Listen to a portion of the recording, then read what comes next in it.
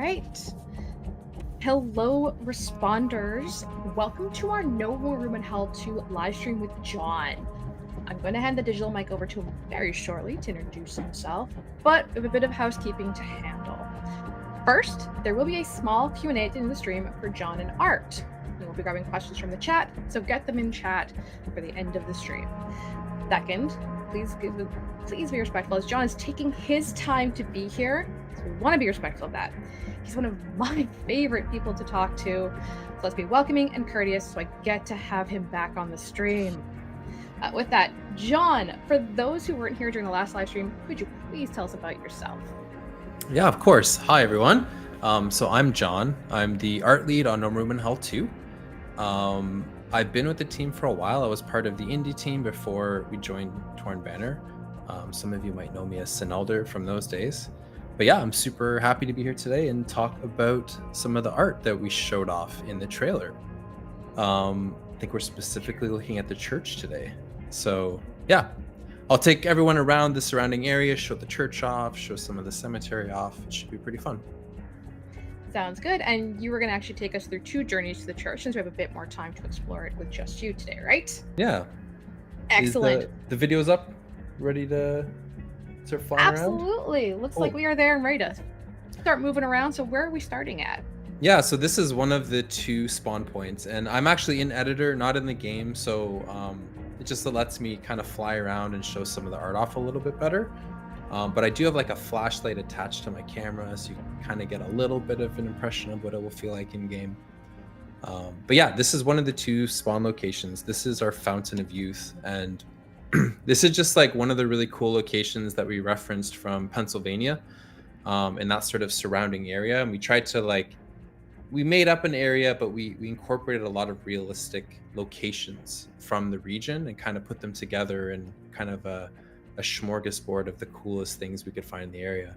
So this is the Fountain of Youth. It's kind of a spooky little crypt that you start off in, and you go through. Very stereotypical horror atmosphere location. I gotta say, this one always, it spawns me in here so often. It's something. I don't know why it keeps putting me in the crypt. Yeah, it's trying to tell you something. Maybe you've got It some is demons to spooky. battle. Yeah. It's got It a is couple super Easter spooky. eggs here. Maybe some names of people from the dev team, on the Oh, wall so I there. should stop and check out those plaques there when you get a chance. Yeah. And then this is sort of like coming out into like a much larger open area here where there's like multiple different paths, and you can kind of see the church way off in the distance there, kind of Oh illuminated yeah, against the sky. You can see the little spire. it's a Um, gorgeous silhouette. yeah, and this is the actual Fountain of Youth here. So yeah, there's, like I said, there's multiple ways that you can take to get there. You can go through a little bit more sort of open air crypts here off to the side. Mhm. But there's also like more the visitor parking area to visit this location. And In case you want to search the cars for any corpses or items that yeah, their occupants won't be using anymore, I suppose. exactly. So yeah, there's Or, lots of like we want to give players choice, right? Give them like the ability to actually explore this area. And each time they play, even if they spawn at the same spot, heading toward a similar location, that there's different things to see each time you're playing. So we really tried to construct a realistic place that kind of you can kind of rely on common sense to navigate. There's nothing weird or strange. Like it should feel grounded and believable. That was our goal anyhow. Mhm. Well, I can't say I've ever woken up in a crypt in real life, but I will say that if I ever did, I will compare the 2. Maybe I should try Yeah. and, get on that. Or not. When exploring, so actually, question for the chat, do you know if this is a cemetery or graveyard? We had this discussion the other day on what it should be because it is by the church. But when exploring the graveyard, is there any throwback to No More Than Hell 1? Because I think I've heard something that there was one there as well. Yeah, so like our old maps, we had a huge variety of different locations. Um, this particular iteration was kind of during the indie days, we expanded the Night of the Living Dead map and sort of added some church grounds and cemeteries to it. And I think everyone really loved these locations, so we definitely brought it into this new map as well. And like it's just that quintessential horror atmosphere, right? Like Mhm. you almost can't do a horror game without the spooky cemetery or um, all the creepy settings that entails. And we chose to do it in fall time as well, so we get some nice dead trees or at least trees with leaves that have fallen off. Um, the nice orange and red colors on the leaves. So Read my mind. I was just gonna ask about that as I saw some of the hanging trees kind of there of the what would be autumn and fall. with the look of it. So that's an interesting time to choose. Yeah,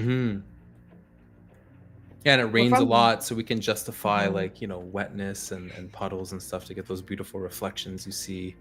Just helps with the player leading and the overall atmosphere. Atmosphere is something we care about so much, right? It was something we cared about a lot on the first game as well, is like really nailing that atmosphere. Sorry, my cat's coming to visit. He's interested. um it's something we've always paid attention to, and like we put a lot of thought into it, and really try to theme these spaces and have like cohesive storylines throughout the whole map that all the locations sort of relate to each other. I'll talk a little bit about the storyline, I think, once we get to the actual church itself. Absolutely. So y'all should stick around for that. We're hearing more about that then. With the cemetery, anything else you want to show us, or do you want to show us Spawn 2? Yeah, I can fly Oh, over to the second spawn real quick. don't look at the church. Don't look at the church, Don't look at the everyone. church. We'll show Yeah, that in a close your moment. eyes. Avert. So this is the second spawn through here. So this area, like I was saying, we have a cohesive story across the whole map. So I won't spoil too much, but something happened that caused this area to flood and for the river to overflow a little bit. So you can see here, you're kind of spawning in that flooded area, and you're kind of wading through the water. Who knows what could pop out of the water when you're wading through it.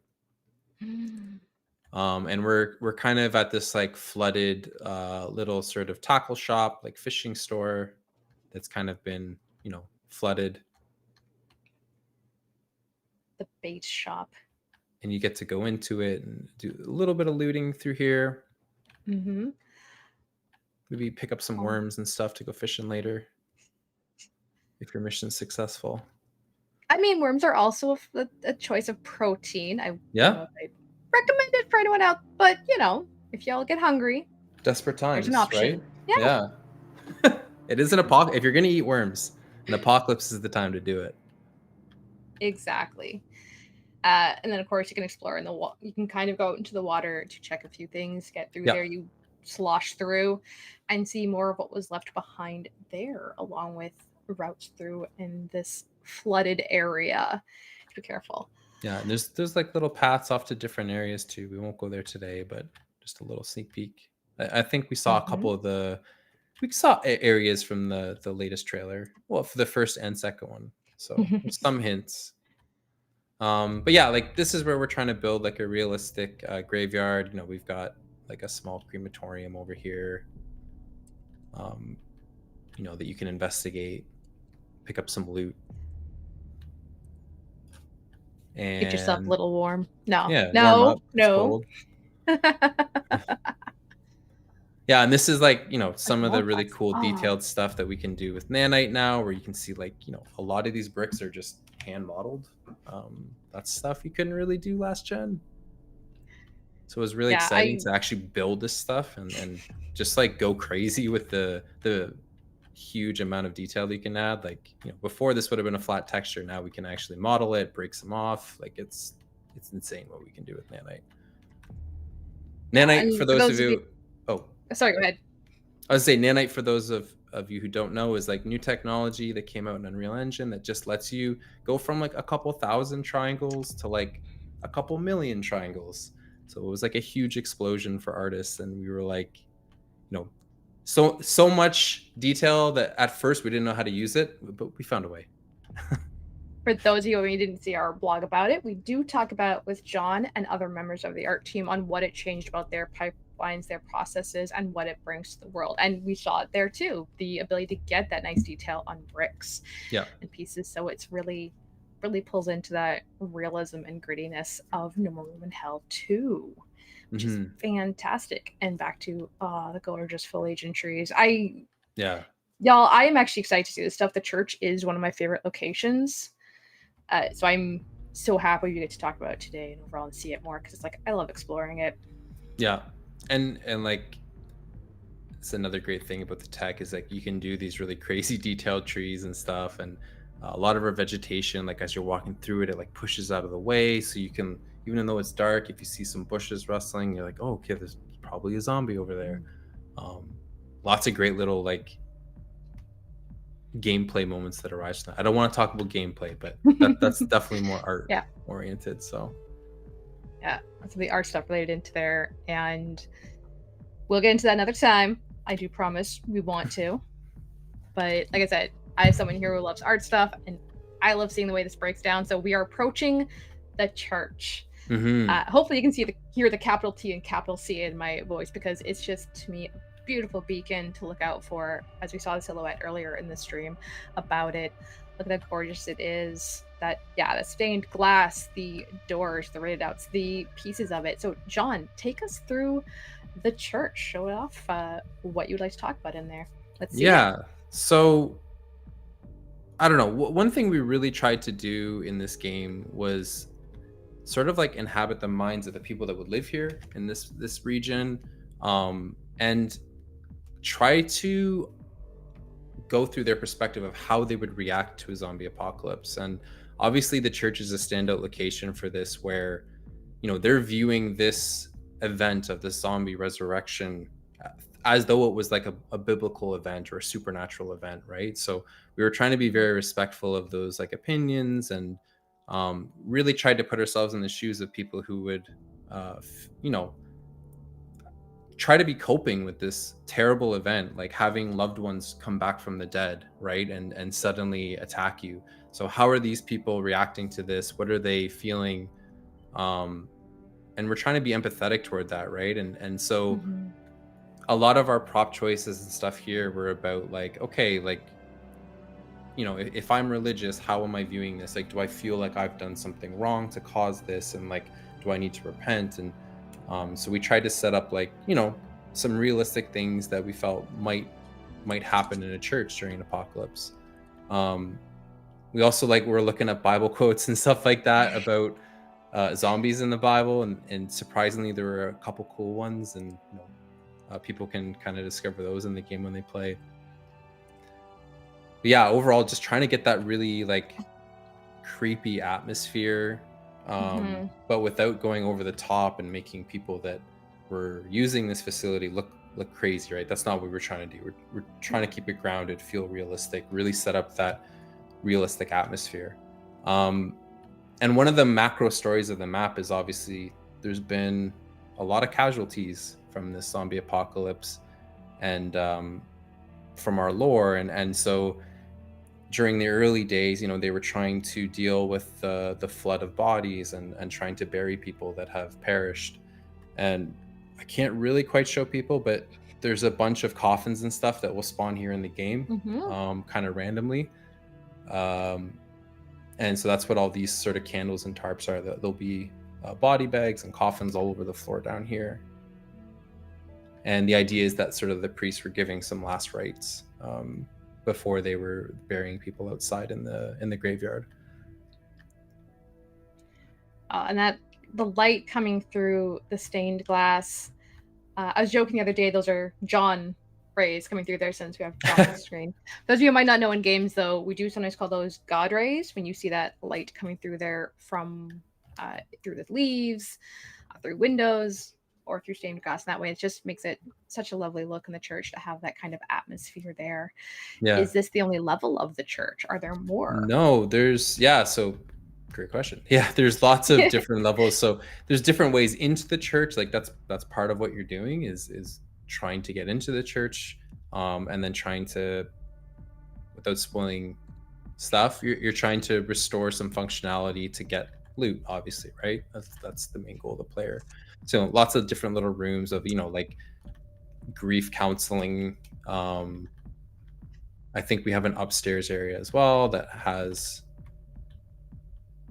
sort of like pews up top here, and the booth where people are controlling sound and audio and lights and stuff like that.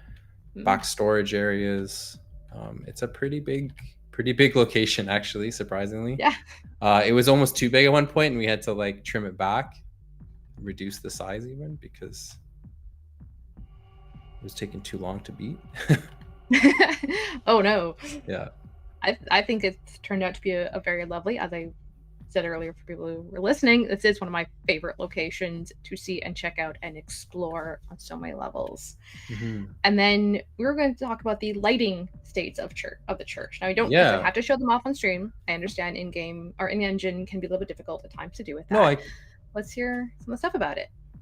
Yeah, so obviously, like, one of the things you're trying to do at this church is restore functionality, and so we actually have like multiple lighting states. You can see I turn the lights on here, um, and it drastically changes the way that the location feels, I would say. Like, once you can restore power, obviously things are a lot better lit. You're gonna have an easier time seeing any zombies sneaking up on you or um, trying to attack you. And then it sort of enables other gameplay functionality too, right? That you would be able to interact with in that church.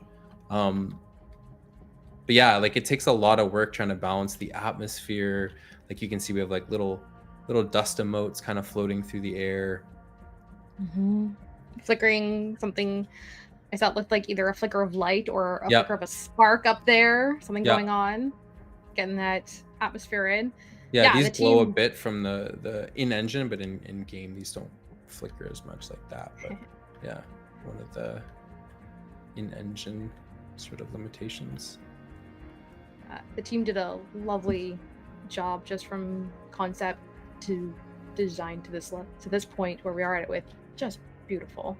Yeah, so that's the one thing, right? Like I think the pipeline for this location was we had our level artists, Luis kind of blocked in the overall structure and the shape, kind of built up those kits to, get a good feel for what's the space, what's the size of this building, how's it going to read from the distance, and then concept went in with that sort of like empty shell and just did like an awesome concept work for us. Like, this is where we had a lot of our ideas for this cross at the front, the writing on the walls, the overall lighting, the mood, the atmosphere in here. And then even actually some of our concept artists like built a couple things, and then our artists cleaned it up. And then we work with level design to really like put it into a space, make it a cohesive gameplay space, make sure that the art supports the gameplay. And then it's like final lighting touches, right? So we have like a wonderful lighting artist who comes in. I helped a little bit with the lighting on this location as well, and that's where we add like the god rays, the overall mood, the atmosphere, the color, to really help the like. I feel like lighting does so much, right? You can have really good art, but if the lighting doesn't show it off, it's hard to see it. So I think this is location just through the nature of having beautiful red stained glass windows, just I don't know, it's so atmospheric. I don't know, I love this location a lot. Same. And I think on that we're actually going to move to our Q&A because like what higher note could we leave on than we both love this location so much, and I'm John, imagine you feel the same way. We cannot wait for our players to get to explore it and see what all is there in game. Yeah, I'll do a couple more shots of sort of the exterior here, and you can peek out these windows. It's all playable space, and then just a lot of detail with like the names of the locations from our narrative teams and making sure everything's cohesive. And I'm putting my request in right now, by the way. I want that stained glass as a screenshot for my mobile phone or something. Like, come on, that design is just so gorgeous. Give me that as a wallpaper. Oh, this is our little Romero tribute right here. Oh. Yeah. That's so sweet. So this is based off the one in Evans City, I think, in Pennsylvania.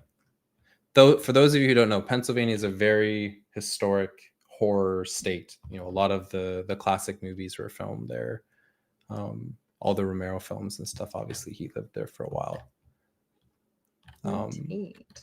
Yeah, so we reference that a lot because it's got all the classic tropes that we need. Yeah. So Q&A. Last chance to get those questions as we move off of this. Thank you, John, for showing us the church. And of course, he is sticking around for these questions. So your last chance to get some in chat, and we're going to grab them.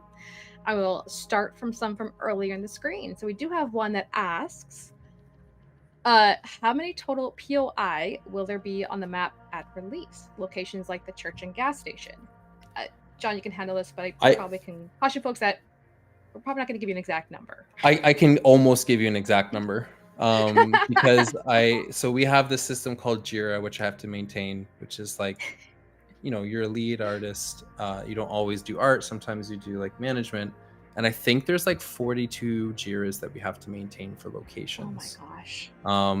Not all of them are big. There's a lot of small ones, but we have like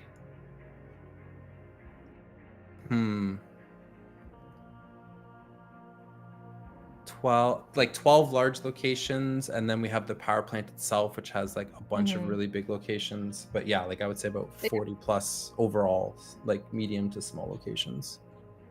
Yeah. So there will be a lot of locations to explore, get out there and check. A lot of spawn points that'll put you by them to find people and places. So absolutely recommend check out the world. So that was from Goose Salesman, and we have a follow-up from Goose Salesman for a different one of noticing a ton of dark lighting here. Will the player spawn with a flashlight? Or, like in No More Room in Hell 1, they have a lighter and we'll need to find a flashlight later on or so. Yeah, so we started with the lighter earlier on in production, but eventually we just gave players the flashlight because it was our world is so big. And we really liked the way that the light kind of cut through the fog and it like allowed you to find your friends a lot easier. So it was a little bit of like, once again, that intersection between gameplay and art where it's like, you know, artistically we make the game play better by sort of picking the option that works. So yeah, it just let us have these very dark forests and you still have the flashlight, but it's still a choice, you know, whether or not you're going to equip that flashlight or if you want to equip, you know, a two-handed weapon or something. So yeah, you'll start with a flashlight for sure. And then there's other light sources you can find, carry around and stuff like that. One for me. Any idea on when a gameplay showcase will drop? Yes. However, I cannot share that with you. I am so sorry. I know you all want to see gameplay so bad, and I understand. Please be patient with me a little longer, because I really want to do it right. Because like I've said, like I love getting to play this stuff. I want you all to see that come through. So there's plans. There will be gameplay shown. I want to show it. It's so fun. Yeah. Yeah, there's ideas. Alas, I cannot share yet. Soon TM. Soon. No, don't you start that soon TM stuff with me. No. How cramped can we expect this graveyard and spawn area to be with zombies? And as we approach the church, I mean, my thing is it depends on how many zombies you've called to you, but yeah, it's you know, obviously we have systems that can add more or less. How do I say this without spoiling too much? There will be enough that you're nervous. But there that's will actually not a good way to say that. But That's this a is good way to say a that. bit earlier on in the game because it is the spawn point, so there won't be as many as you see later when you're better equipped, I would say. But you're certainly you can't let your guard down. Nope. No, you cannot. You cannot. Is the water infected or we can enter it? No, it's not like the first game where the water infects you. You can enter the water up to a certain height, but because it's fall time, it's still really cold. So you know, hypothermia damage and stuff if you get too deep. But yeah, no, water doesn't infect you or anything in this version anyway. Someone was asking if is this based on NMS silence? Can we answer that, or is it gonna have to be a we cannot at this time? The whole map was not inspired by any one particular map, but like, how do I say this without spoiling too much? There, you'll see a lot of nods to former No More Room in Hell maps on this map, but it's like an amalgamation. It's sort of like the best hits of Pennsylvania and like some fan favorites from, you know, No More Room in Hell 1. Like you might recognize a certain farmhouse or something, stuff like that. We do have is there a launch date to the game? Halloween 2024. So that's gonna be the early access launch. So be sure to wish list for the early access on Halloween. We do have, but what's the timeline of NMR2? Is it happen in the same universe as 1? I believe that's a better question for narrative. We can kind of give you a light response to it, but that would be a better question for narrative. Yeah. Yeah. So the game takes place right after No Room in Hell 1. The idea is that like the survivors of the first game kind of go on to become responders, and now we're going back at like choosing to go back into the world to try to help out, but you're not well equipped. So it still maintains that feeling of the first game where you're scavenging, you're looking for supplies, but it's a direct sequel to the first game in that regard. So it's still very early on in the zombie outbreak, but it's not like the first day kind of thing, like No Room in Hell 1. Let's see here. I think we have a few more questions we can grab. Let's see. I can't talk about what theme to show you next. My apologies. If you want ideas of what you really want to see other than gameplay, because I know that is one, but let me know what you want to see by going to our Discord, and you can talk to us there. You can let us know on Twitter or Facebook, and I love to hear what you all are interested in seeing, because I love taking your ideas and seeing what I can do. Like talking to Jon, part of why I do that is because I have people and Jon wanting to talk about art and seeing what the world looks like. So always get your ideas in. I always love hearing them. Let's see, what else can we take here? We are wrapping up on question students, looks like, if we're having a cool down on them. They are asking about a tool such as a flare gun or a more powerful flashlight. We probably can't talk about the tools in the game yet. Stay tuned. It's about what we can tell you there. Yeah, wait for the gameplay stream, I would say. Yeah.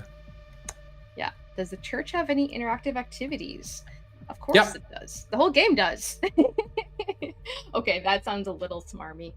Yes. Right, Jon? The church does. There's all, like I said, there's the ability to restore power. Like you can see here, the lights are all on at this point.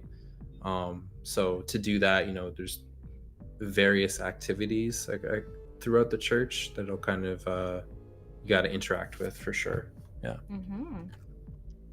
All right, we'll probably call it a wrap on that, everybody, for the questions and stuff. If you do have more questions, feel free to still put them in there. I will collect them for other questions to answer later times or in more detail. In the meantime, thank you, Jon, so much for being here with us.